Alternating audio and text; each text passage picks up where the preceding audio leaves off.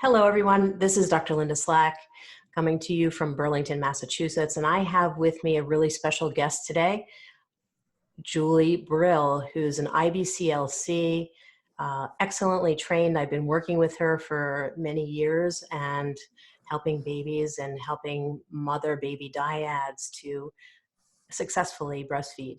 So we wanted to come on today. We're going to do another webinar where we're going to explain and go into the details of tongue and lip tie and buccal ties. We're going to talk about all that in detail, but today we just wanted to come on to help parents and help you to be able to be productive while we're in this state that we're in right now, where we can't go outdoors or where you may be afraid to even travel to offices. I know that and Julie will tell you that a lot of IBCLCs right now are doing virtual consults, which is really, really wonderful, and they're doing a great job with that. I am still in my office mainly for emergencies only, to help you with your baby. If you have a colicky baby or a failure to thrive baby, our environment is being kept super, super clean. We're only allowing one person in at a time. So what we want to do today is to help you, to give you some tips and also to offer advice. And what I'd like Julie to do is to explain what her credentials mean and the differences between the different types of lactation consultants. Sure. It's a little bit of an alphabet soup. IBCLCs are International Board Certified Lactation Consultants. We're the people who are trained to provide clinical care for breastfeeding dyads. There's a lot of other different letters out there, different people with certifications. We need everybody out there, all hands on deck. But we're the people with the most training to really be able to help babies in complicated situations. That's fantastic. So how have things changed for you in the last few weeks? Yeah, this is the new normal. I'm currently just seeing babies virtually, parents and babies virtually. I think that's what most IBCLCs are doing currently. We've all expanded our virtual practices to meet the needs of families who aren't going out, and we're not going out as well. There are a few IBCLCs who are still seeing families in person in certain situations where there really is that need. But we've all upped our game in terms of what we can provide without being in the same room. It's really working amazingly well.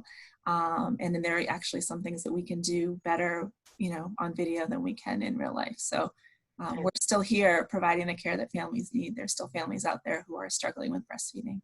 Right. There's many families out there. I've been worried about them. I've been worried about the rumors I've heard even in childbirth, where I have a patient right now who said they may not even let her husband in for the birth, the actual birth. So there's a lot of stress, and I think you guys are really great at keeping everybody calm too, because it's so important for mom and baby to stay calm during this time so that stress and cortisol levels don't go up and we don't have a baby who's super, super stressed out. Definitely. The baby entrains to the mother. So if the mother's messages is that we're safe and there's no wolf at the door, then the baby believes that. So all of the tools that we've learned in the past in childbirth class and meditation and yoga, this is the time to pull them all out so that everybody can keep calm. And I've really been amazed with the families that I'm working with now at how calm that everybody seems to be. We're always saying to families, cocoon when you have a new baby, keep out all the riffraff, just stay home and rest and bond with your baby and feed your baby. And in a strange way right now, I think in some ways it's actually easier to do that than ever before. Yeah, because we're all home, dads are home. Even if we're working at home, moms can still get more breaks. We don't have anything to do. There's nowhere to go. So we can just concentrate on our families, not just the babies, but the other children too. If you have if there's the whole entire family. In my neighborhood, I'm seeing people out on bicycles, the whole family's out walking. And it's really, really nice to see that everybody's getting out and into nature and having some fresh air time and exercise time instead of being on their computers all the time. Exactly. So, for new parents, that's so important. And even if it's too early to really be going for a walk, today is a gorgeous day. Open the windows, sit outside.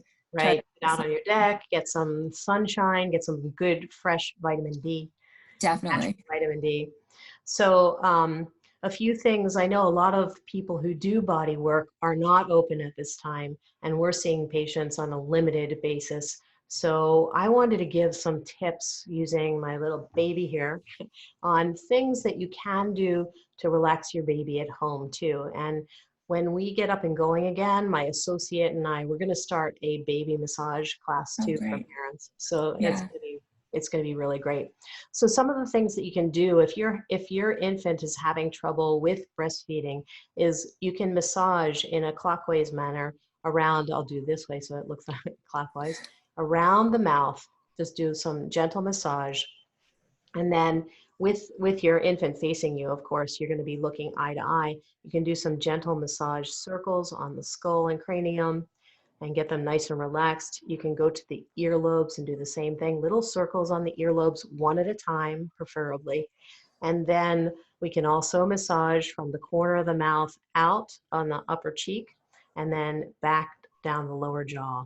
Do some nice little circle massages, get the baby nice and used to that process so that if you do have an infant with a tongue tie and you cannot get the proper care or in office care from a good provider, then you can do that, and just that will help to get the baby ready to accept people touching them as well. You can squeeze the cheeks.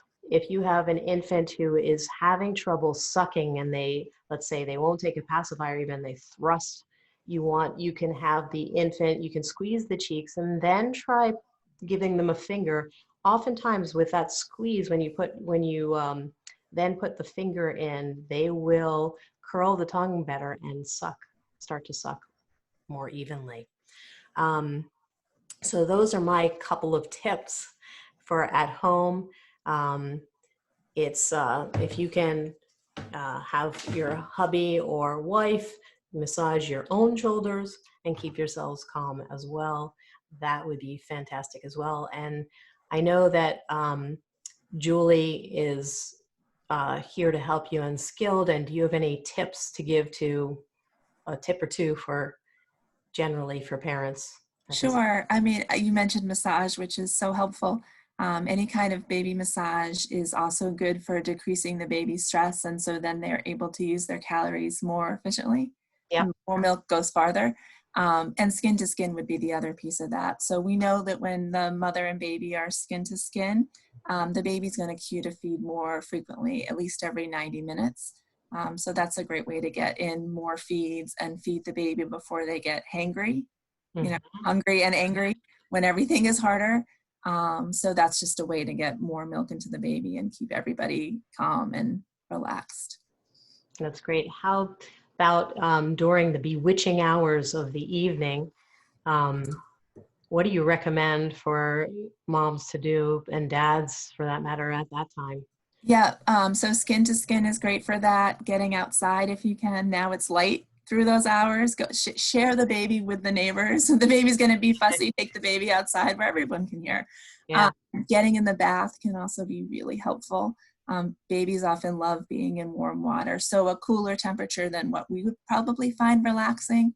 And a second adult is really helpful for that, the so-called dry adult who's going to pass the baby to the parent in the tub and then take the baby back. But oftentimes that's just a really good way to change the subject. Baby kind of forgets whatever the problem was, and you can have some nice play and bonding time that way. And what are some of the things that you see with infants who do have a tongue tie, posterior tie, let's say? What are some of the things and stresses that you see that cause you to refer them out to a body worker? So, we see a lot of babies with tongue ties. Unfortunately, I feel like somewhere there are babies who are breastfeeding and everything is great, but those are not the babies that we see as IBCLCs. Babies that are having trouble transferring, or babies where there's significant nipple damage or pain, those are often signs of ties where pre-release we really want the baby to be seen by a body worker. And we'll see other things too that are kind of leftovers from being a fetus in utero. So babies with a head preference, they can turn their head one way really well, but the other way is hard.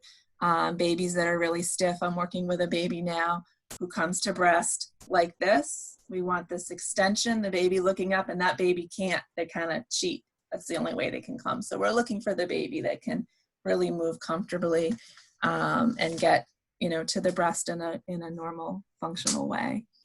And that can go back to when they were in the womb, the positioning that they were in the womb, or the actual birth process, depending on if it was a traumatic birth, or even in the best of births, we still see infants coming out with dysfunction or asymmetries within the neck muscles and upper body not being able Exactly. Long births can be problematic, but fast births can be too. We want the baby to have the chance to go back and forth under the pubic arch and extend at the end. We want them to come out this way. Some babies come out a little bit asynclitic. Right. You often can see in the baby once they're out what the process was like for them pre-birth. Yeah, and also to get a good start, we need to make sure that their nervous system is functioning well. And there are these nerves called cranial nerves that supply and give function to the tongue, to the function of the facial muscles, suck, swallow, breathe. And if we have a birth that was traumatic or did cause stress on the area where those nerves flow out, then we could have malfunctioning or dysfunction of the tongue, the suck, swallow, breathe process, the ability of the infant to be able to breastfeed efficiently. Right. Yeah. And then just thinking about things that people can do while they're home and maybe not able to get out to a body worker. Yeah. Rhythmic movements are great. Brenna Sampe, who's an IBCLC on the West Coast, her website, Doula My Soul, has a lovely video for rhythmic movements. It's just a fun way to play with your baby and, get in some of the movement that they really need for rhythmic integration. That's great. Yeah, I bet there's a lot of parents out there. I bet a lot of you out there are looking online and watching a lot of things. I know that I am. Every day I'm on a different webinar and upping my game. Right. So, what is the importance though, or what's the difference? Have you seen differences in infants that you see post or pre-frenectomy who do not have any body work at all? Yes, definitely. I mean, what I'm hoping for always is that babies are going to start with body work before they get released, so that they're able to be symmetrical and have good extension. And you can feel it yourself when you raise your chin, your tongue comes up, and when you drop your chin, your tongue lowers. We need that tongue to be up post-release so that the baby can grow a nice long frenum in that space that they have.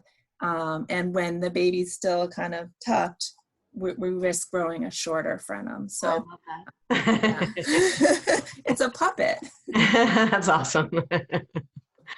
That's really, really great. Yeah, so what I see too is like, when we release, when the frenum is released, when the tie is released, that is part of what we call the fascial system.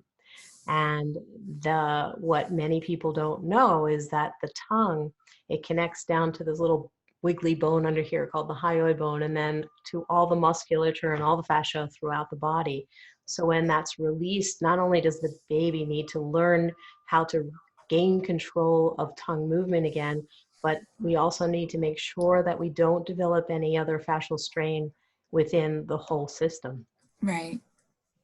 So therefore, we need some craniosacral therapy.